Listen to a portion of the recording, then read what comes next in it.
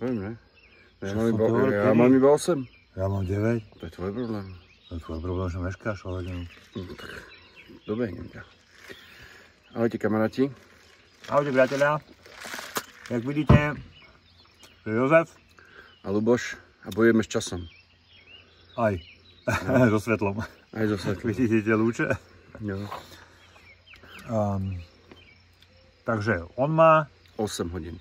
Ja mám 9 hodín. Tak sme sa, to znamená, že sme sa posunuli v čase. Tak. No, časovú líniu. No, Nebraska. Nachádzame sa pred palisádami. No. Palisády. Tak. Sú to také terasy, klesáme postupne.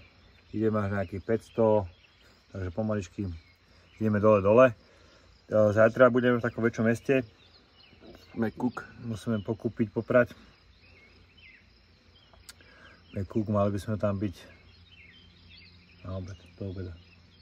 Nejakých 47, myslím, že to bolo odtiaľto. Hej, takže ešte pôjdeme dneska pár kilometrov a vyrazíme. Dneska sme vyrazili trošičku skore iba. No, zaspali jak poleno. Ten večer bol taký moc ideálny. Jak som písal na Facebooku, ma zase psi naháňali, ale taký, že psi. Tak som ostal veľmi pokakaný. A potom sme išli tak, že vlastne aj dneska to bolo tak do obeda, že Luboš išiel vždy, keď bola nejaká farma, tak zastavil na tej farme, aby som mohol prebehnúť a dávali sme každé 4 a 5 km. Dneska sme trošku predĺžili tie vzdialenosti medzi pauzami na 5. Fajn. A tu v Nebraske, myslím, že obed sme mali dobrý. Ale teplo.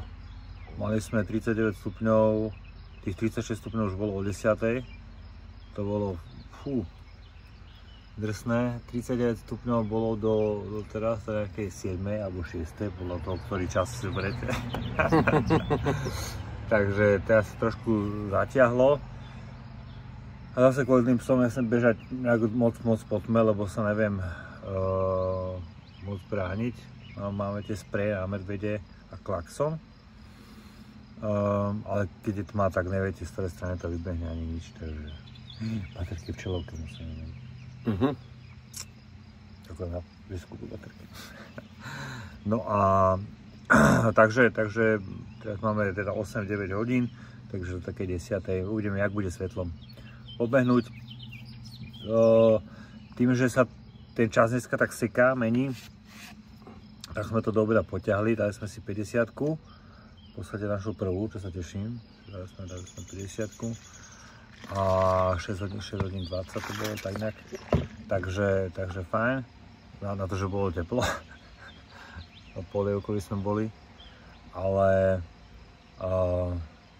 mali sme to obedňašiu prestávku potom asi od 1. až do nejaké skoro 5. Prišlete na 5, lebo to sa nedalo. Ešte o 5. bolo 39. To bolo...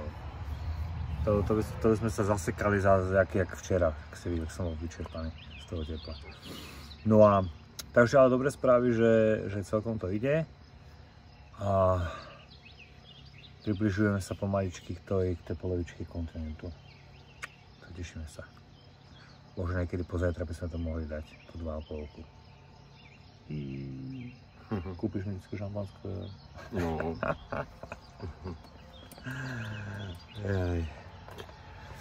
Takže to je taký update, tak vidíte, tie kopčeky tak už nízke. Zatiaľ nič zaujímavé, iba sama farma. A komáre a štípajúce muchy, to je strašné. V teplákoch chodíme, 39 stupňov a v teplákoch sme. Aby sme sa bránili.